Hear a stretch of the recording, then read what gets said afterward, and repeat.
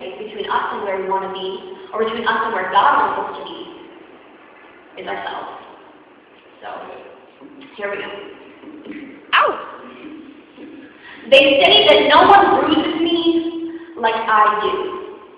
And as I look down at these ripped jeans, skinny, peeking through the den of my eyes begin to drift upward, as I take in the black and blue beginning to form on my thighs and forearms. What have I done to myself?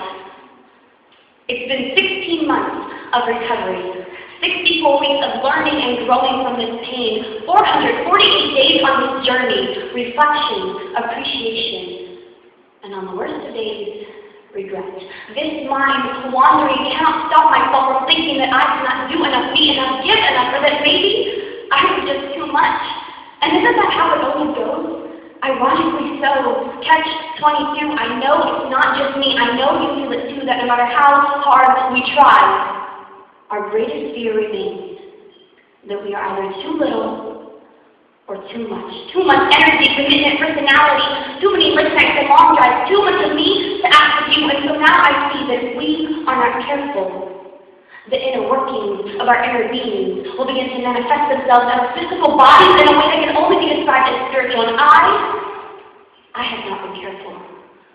That negative thought and that anxiety attack and that evening spent alone in my car, somewhere near the end of October, the 31st perhaps, I can't quite remember the days sitting together like waves crashing upon the shore, tumbling over rocks and shells, tears spilling down the steering wheel.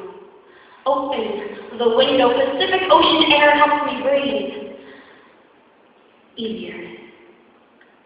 I drive from coast to mountains, leaving a place I would once call familiar to a place I will always know as home. One by one, these moments in time, memories tucked in the corners of my mind, are slipping through the cracks, making themselves known in between the freckles and hair follicles. I see them taking shape, and perhaps it is because of the iron deficiency in my blood, but some are even popping up purple.